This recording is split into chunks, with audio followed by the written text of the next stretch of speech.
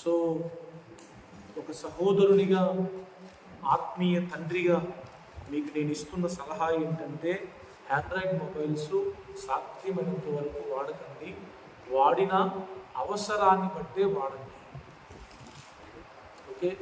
రెండోది, మీ caller tunes ఏమున్నాయి, మీ ring tones ఏమున్నాయి, ఇవి కూడా చాలా ఇంపార్టెంట్. మీ కాలర్ ట్యూన్ చెప్పాలి యు ఆర్ ఏ క్రిస్టియన్ అని, నీ రింగ్ టోన్ చెప్పాలి యు ఆర్ ఏ క్రిస్టియన్ అని. ఏ పెడితేవి మన మొబైల్ మోగకూడదు. మనకు ఎవరైనా ఫోన్ చేస్తే మామూలుగా అన్న రింగ్ అవ్వాలి, లేదంటే దేవుని పాట అయినా వినపడాలి, పిచ్చివి వినపడకూడదు. ఓకే. నేను కొంతమందికి అన్యులకు ఫోన్ చేస్తే అసలు ఆ ఫోన్ అంత దూరం పెడతాను, ఎత్తేదా. ఎందుకంటే అది వినలేను నేను. మామూలుగా ఎవరైనా క్రిస్టియన్ ఫోన్ అనుకోండి, స్పీకర్ పెట్టి జనరల్గా నేను ఫోన్ చేస్తే స్పీకర్లోనే ఉంటాను. స్పీకర్ అనుకోండి చక్కగా వింటూ ఉంటా పాట. ఇంకా అది వేరేది అనుకోండి, స్పీకర్ ఆన్ చేసి కొంచెం దూరాన్ని పెట్టి ఎంతగానే అర్థమైతే అప్పుడు అలా ఉంటాయి. సో తర్వాత మీ మొబైల్లో మొన్న ఒక ఆయన మొబైల్ మా ఆవిడ పట్టుకోవాల్సి వస్తే ఆ మొబైల్ యూట్యూబ్ మొత్తం మూవీస్ డౌన్లోడ్ చేస్తున్నాయంట. Is a senior most Christian. నాకు చెప్పింది, నేను వెళ్ళి అడిగేసాను. నాకు అసలు అట్లాంటి నచ్చవు. బాబు, నువ్వు బాప్తిస్మం తీసుకున్నావు, పళ్ళలో చేయి వేస్తా ఉన్నావు, సీనియర్ మోస్ట్ క్రిస్టియన్వి, నీ యూట్యూబ్ మొత్తం డౌన్లోడ్స్ మొత్తం మూవీస్ ఉన్నాయి, గుర్తుందా నీకని అడిగాను. ఆ తర్వాత మొత్తం డిలీట్ చేసేసాడు, ఇప్పుడు లేవు. అట్లా కాదయ్యా, అప్పుడప్పుడు చూస్తానండి.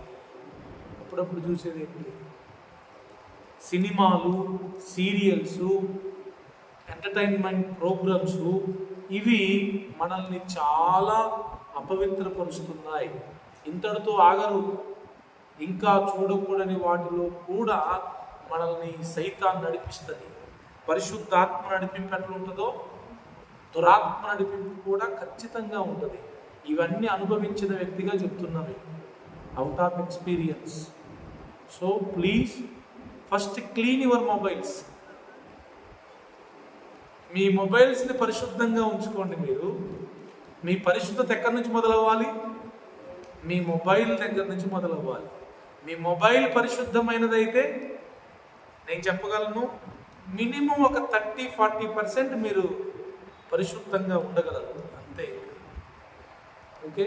So please clean your mobiles. మీ మొబైల్స్ని శుభ్రంగా ఉంచుకోండి. మీ మొబైల్ని ముందు పరిశుద్ధంగా ఉంచుకోండి. ఓకే. తర్వాత wrong chatting, wrong calls, okay, అనవసరమైన యాప్స్ ఉండకూడదండి సెల్లో. ఏ షేర్ చాట్ అని, ఇన్స్టాగ్రామ్ అని, ఇంకేవో గందరగోళం అన్నీ. మా ఊళ్ళో ఒక పిల్ల ఇన్స్టాగ్రామ్ వల్ల తల్లిదండ్రులు చెప్పకుండా వేరే అబ్బాయిని చేసుకుని వెళ్ళిపోయింది. ఆ పిల్ల చూస్తే మళ్ళీ నోట్లో ఏలు పెడితే కొరకదన్నట్టు ఉంటుంది ఆ పిల్ల. అందరు తిట్టారు వాళ్ళ అమ్మ వాళ్ళని, ఎందుకు మీరు ఆ పిల్లకి సెల్ ఇచ్చారు? పిల్లలకు అస్సలు సెల్స్ ఇవ్వకూడదు. పెళ్ళి కాని పిల్లలకి సెల్ ఫోన్స్ ఇవ్వకూడదు. ఒకవేళ చదువుకునే పిల్లలైతే, వాళ్ళ స్టడీ పర్పస్ అయితే తప్పదనుకుంటే ఇవ్వాలి తప్ప అసలు మన పిల్లలకి మొబైల్స్ ఇవ్వకూడదు. పెళ్ళైనాక వాళ్ళ భర్త కొనియాలి మర్యాదగా. అది పద్ధతి, అది లెక్క. అంతేగాని మనమే కావాలని కొనియడం, మన మొబైల్స్ వాడుకోమని చెప్పడం, అది తప్పు. ఒకవేళ స్టడీస్ పర్పస్ వాళ్ళు వాడుకుంటున్నా మనం వాళ్ళు ఏం వాడుతున్నారో జాగ్రత్తగా చెక్ చేయాల్సిన అవసరం కూడా మనకు ఉంది. ఓకేనా? నేను మీకు వాక్యం చెప్పుకుంటే ఏదో చెప్తున్నాను, కానీ ఇది అవసరం అనేది చెప్తున్నాను. ఖచ్చితంగా అవసరం. ఎందుకంటే చాలామంది జీవితాలు సెల్ ఫోన్ వల్ల పాడైపోయినవి ఉన్నాయి. నాకు తెలుసు వ్యక్తిగతంగా. స్టిల్ పాడైపోతున్న వారు ఉన్నారు. దీనివల్ల బాగుపడేవారు 10% ఉంటే పాడైపోయేవారు 90% మంది ఉన్నారు. ఓకేనా? సో ఫోన్ చేసినప్పుడు ఎంగేజ్లు రాకూడదు. వచ్చిన 5 నిమిషాలు 10 నిమిషాల కంటే ఎక్కువ ఎంగేజ్లు వచ్చాయంటే మీరు కొంచెం ఆలోచన చేయాలి.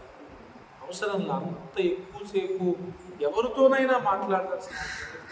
నేను ఒక ఆమెకు ఫోన్ చేస్తే 2-3 సార్లు చేస్తే ఎంగేజ్ చేస్తే అడిగేసా, ఏంటమ్మా నీ ఫోన్ అంత ఎంగేజ్ అవుతుందంటే ఆమెకు అర్థమైనట్టుంది.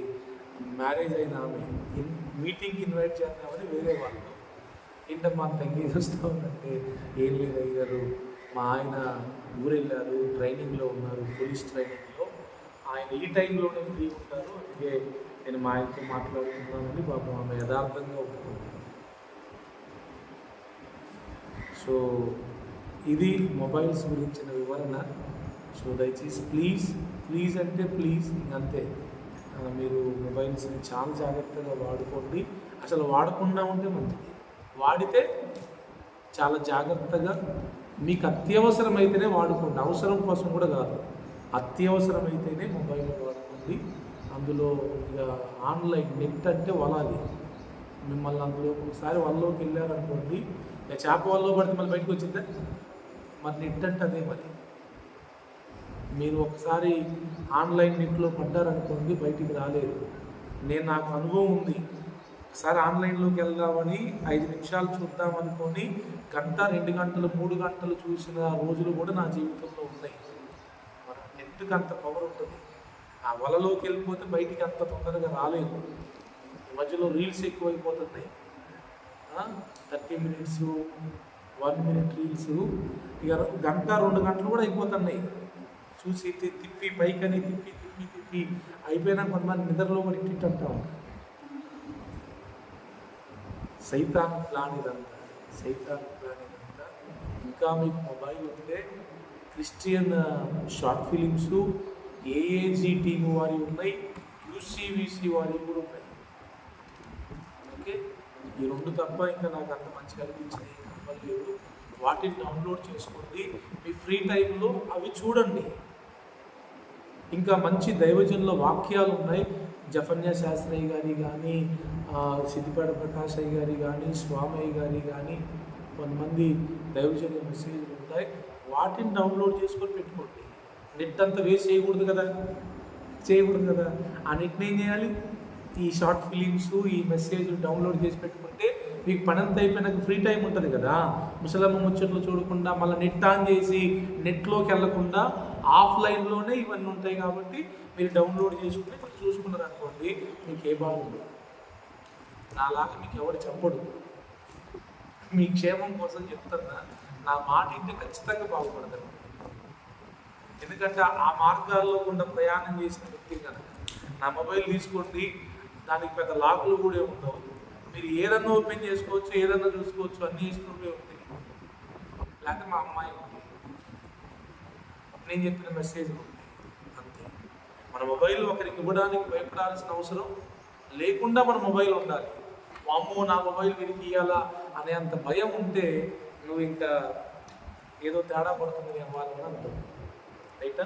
సరే, ఈరోజు బల్లారాలు ఉంది, మనం బల్లలో చేయవేయాలి కనుక నేను దేవుని వాక్యాన్ని మీకు చెప్తాను. పరిశుద్ధతలో కూడా ఇది భాగం కాబట్టి ఇది మీకు చెప్పాను. మొబైల్ కూడా పరిశుద్ధంగా ఉండాలి. తర్వాత మన శరీరం, మన బాడీ ఎలా ఉండాలి? పరిశుద్ధంగా ఉండాలి. ఫస్ట్ పరిశుద్ధంగా ఉండాల్సింది ఏంటి? మన మొబైల్. నెక్స్ట్ పరిశుద్ధంగా ఉండాల్సింది మన బాడీ. Mobile next body.